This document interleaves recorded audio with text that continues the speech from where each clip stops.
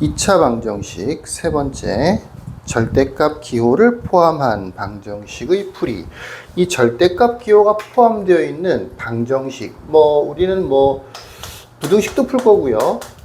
지금 당장은 아니겠지만 함수도 할 거고요. 이런 방정식이나 부등식, 함수 이런 곳에서 절대값이 포함되어 있는 경우가 있어요. 두 가지가 있을 수 있는데 아주 단순한 경우가 있고 일반적인 경우가 있어. 단순할 때는 추가로 공식을 하나 외우면 문제를 상당히 수월하게 풀 수 있어. 그러니까 단순할 때는 단순하니까 그냥 공식을 쓰면 되는 거고, 보통의 경우에는 무조건 방법이 있어요. 방법. 공식이 있다고요. 풀이하는 순서가 있다고요. 그 순서에 맞춰서 문제를 푸는 거예요. 단순한 걸 너무 믿고 모든 문제를 다 단순하게 문제를 풀면 정답이 안 나옵니다. 또 반대로 모든 문제를 다 일반적인 방법으로 풀다가는 시간에 쫓겨서 단순한 것마저도 이 공식을 일반적인 방법을 이용하는 이 공식을 이용하는 방법이 생각보다는 시간이 좀 더 오래 걸리거든요. 단순하게 푸는 것보다. 그러니까 이 단순한 것에 장점이 있는 거고 일반적인 것에 장점이 있는 거야. 이거는 모든 경우에 해법이니까 모든 경우에 풀이가 가능한 거고, 이거는 특별한 경우에 간단하게 풀 수 있다는 얘기인 거야. 두 개를 구분해서 문제를 풀어야 돼요. 그러니까 어떨 때는 이걸 써야 되는 거고 어떨 때는 이걸 써야 되는 거예요. 아주 간단하게 예를 들어보면 절대값 x 플러스 1이 3이다 라고 하는 문제를 풀 때는 x 플러스 1은 3 또는 x 플러스 1은 마이너스 3 이렇게 문제를 풀어야 된다는 얘기야. 여기서 x는 2가 나오고 여기서 x는 마이너스 4가 나오고, 여기가 2차식이라도 마찬가지예요. x제곱 마이너스 x 플러스 3의 절대값이 5다 라고 되어 있을 때 이거를 x제곱 마이너스 x 플러스 3은 5 또는 x제곱 마이너스 x 플러스 3은 마이너스 5 이렇게 해서 이거 한번 풀고 이거 한번 풀고 이렇게 풀면 되는 거예요. 근데 만약에 x 플러스 1은 틀렸네요. 절대값 x 플러스 1은 2x 마이너스 3이라는 게 있는데 이거를 x 플러스 1은 2x 마이너스 3 또는 x 플러스 1은 마이너스 2x 플러스 3 이렇게 풀면 틀린다고요. 2차 방정식도 마찬가지고 차수의 문제가 아니고 절대값 자체의 특성에 대한 얘기인 거예요.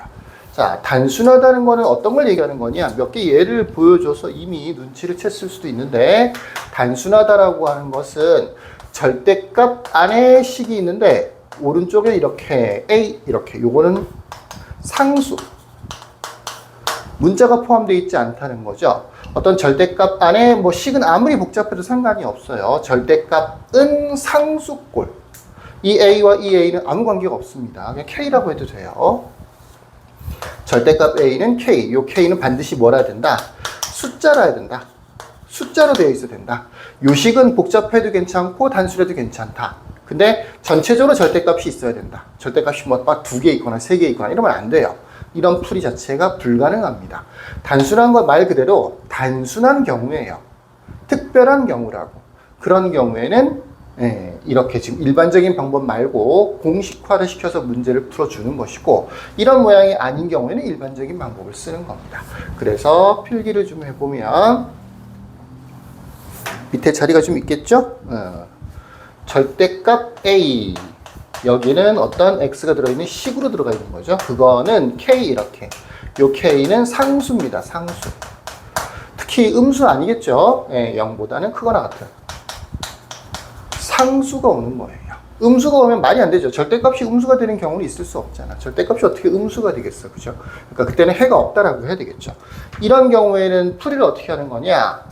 첫 번째 A는 K 또는 두 번째 A는 마이너스 K. 여기를 자꾸 마이너스 A는 K라고 쓰는 사람들이 있는데 그냥 이렇게 외우세요. A는 K, A는 마이너스 K. A는 K 한 번, A는 마이너스 K 한 번. 이렇게 문제를 푸는 겁니다. 예를 들어서 절대값 x제곱 플러스 2x는 3이라고 해볼까요? 이런 방정식이 있어. 오른쪽은 상수로 되어 있죠. 왼쪽은 상관없어요. 전체적으로 절대값이 있기만 하면 되는 거예요. 전체적으로 절대값이 있으면서 오른쪽이 양수, 상수만 되면 숫자로 되어 있으면 되는 거야. 이랬을 때 어떻게 푼다고요?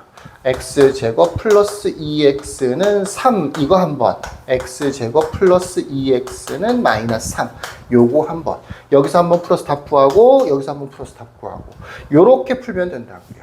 근데 이렇게 생긴 모양이 가끔 나옵니다. 안 나오는 게 아니에요. 꽤 자주 나와요. 그러니까 이런 모양은 이렇게 푸는 게 빨라요. 근데 딱 이런 모양이 아닌 경우, 절대값이 2개 있거나 오른쪽에 문자가 포함되어 있거나 그런 경우는 이런 공식을 쓸 수 없으니까 일반적인 방법으로 문제를 풀어주는 거죠. 일반적인 방법을 좀 봅시다.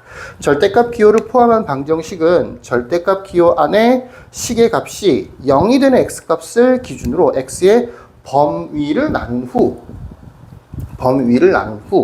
절대값을 풀어요.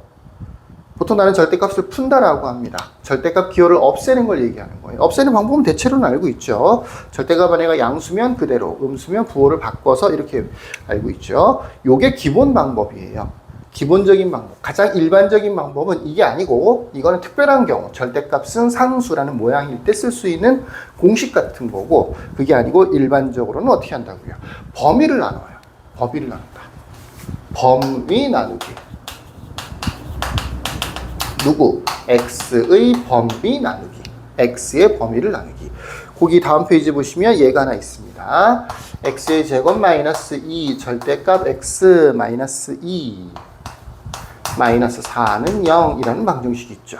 절대값이 지금 한 개 보이죠? 절대로 이 모양이 아니에요. 이런 모양을 바꿀 수도 없어. 절대값 나머지를 다 이항시킨다고 하더라도 오른쪽에 문자가 포함된단 말이야.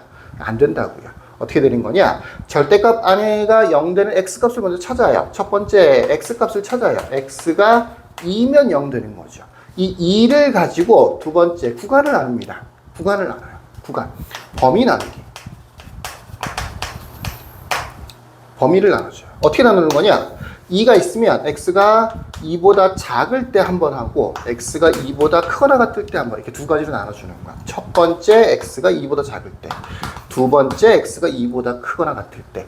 등호는 이쪽에 붙이세요. x가 크다 쪽에 붙여요. 보통 이 상식적으로 이렇게 보통 많이 해요. 상식적으로? 이건 좀 어려운 관용적으로? 일반적으로 x가 크다 쪽에 등호를 많이 붙입니다. 거꾸로 붙여도 상관은 없어요. x가 2보다 작다, x가 2보다 크거나 같다, 이렇게 범위를 나눈다고요. 범위를 나누는 이유가 뭐냐면 절대값을 풀려고. 절대값을 푼다라는 말이 무슨 말이냐면 절대값이 없는 식을 만들어준다는 얘기야. 절대값을 풀려고, 절대값이 없는 식을 만들어주려고.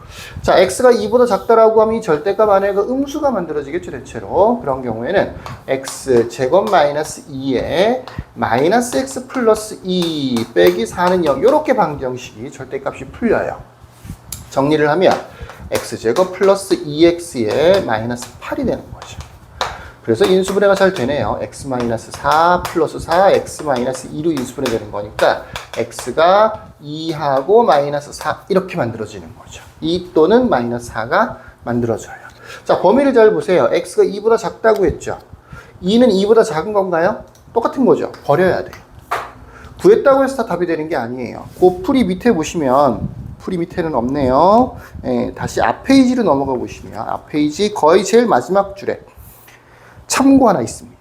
범위를 나누어 방정식의 해를 구할 때 해당 범위에 속하는 해만 택한다. 이거 굉장히 중요한데 이걸 무시해서 쓸데없이 틀리는 경우가 종종 있어. 요거를 무시하면 안 됩니다. x가 2보다 작다고 치고 문제를 푼 거기 때문에 x가 2보다 작은 것만 근이라고 해야 되는 거예요. 이렇게 문제를 풀어줍니다. 자, 요거 x가 2보다 크거나 같다라고 하면 0이 될 수도 있지만 대체로 양수죠. 0 또는 양수예요. 그럴 때는 그대로 x-2 마이너스 4 이렇게 되겠죠.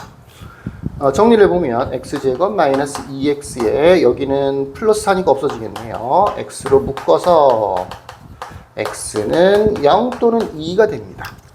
0이라는 숫자가 2보다 크거나 같은 건가요? 아니잖아요. 이거 버려야 되는 거예요. 2라는 숫자는요, 등호 들어가 있으니까 2는 포함되는 거죠. 실제로 이렇게 경계에 있는 숫자는 이쪽이나 이쪽 양쪽에 보통 만들어지기 때문에 한쪽에서 버리고 한쪽에서 취하고 이렇게 하는 거예요. 그럼 전체적인 정답은 뭐가 되느냐면 x는 마이너스 4도 답이 될 수 있고 2도 답이 될 수 있고 이렇게 찾는 겁니다. 범위를 나눠서 절대값을 풀려고 범위를 나눠서 절대값을 풀어져 있는 방정식 두 개를 따로따로 푸는 거예요. 답이 나왔으면 답을 처음에 만들었던 범위, 그 범위 안에 들어가는지를 확인해서 범위에서 벗어나는 것들은 버릴 수 있어야 됩니다. 이 버리는 거 꼭 해줘야 돼. 이걸 잘 못하더라고요. 되는데요? 되는데요? 아니거든요. 범위에서 벗어난 것은, 각각의 범위에서 벗어난 것은 다 버려야 돼요. 무슨 얘기인지 아시겠죠? 만약에 절대값이 지금처럼 하나 있다 그러면 보통 구간이 범위가 한 부분, 두 부분, 두 개로 나눠져요. 근데 절대값이 여러 개 있을 수도 있겠죠.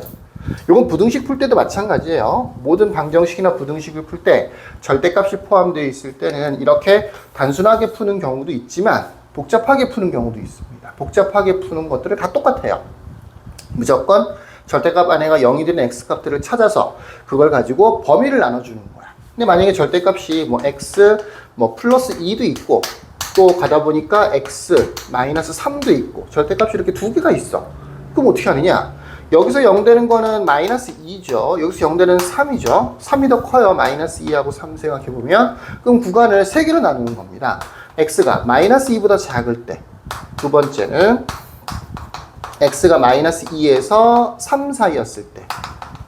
세 번째는 x가 3보다 클 때. 이렇게. 경계라고 보통 얘기하는데 경계가 두 개 있을 때는 당연히 세 부분으로 나눠주는 거예요. 수직선이 이렇게 있고 마이너스 2와 3이 있다고 치면 이 마이너스 2보다 작은 쪽 부분, 이쪽 부분 한 부분하고 마이너스 2하고 3 사이 한 번, 그 다음에 3보다 큰 거 한 번 이렇게 해서 세 개의 부분으로 나눠서 마이너스 2보다 작다, 마이너스 2에서 3 사이, 3보다 크다 이렇게 세 개의 부분으로 나눠서 문제를 세 번 풀어줘야 되는 거예요. 당연히 답이 나오더라도 이 범위 안에 맞는 답만 골라줘야 되는 거죠. 주로 등호는 x가 크다 쪽에 붙여요. x가 크다라고 되어 있는 이쪽 부분에다가 등호를 보통 붙입니다. 요거는 보통 이렇게 많이 해요. 따라 하세요. 그냥 x가 작다고 되어 있는 등호 붙이지 마시고 크다고 되어 있을 때 보통 등호를 붙입니다. x가 크다라고 되어 있을 때 절대값이 3개 있다. 그럼 어떻게 되겠어요? 범위를 네 부분으로 나눠서 문제를 풀어줘야 되는 거야. 여기 5도 있다. 그러면 마이너스 2보다 작다. 마이너스 2에서 3 사이, 3에서 5 사이, 5보다 크다. 네 부분으로 나눠줘야 되는 거예요. 절대값 개수가 늘어나면 늘어날수록 범위도 늘어나는 겁니다. 어쩔 수 없는 거예요. 편법은 없어요. 단지 절대값 한 개짜리, 그 다음에 절대값은 상수 이런 모양이 되는 경우에만 간단하게 풀 수 있는 방법이 있는 겁니다.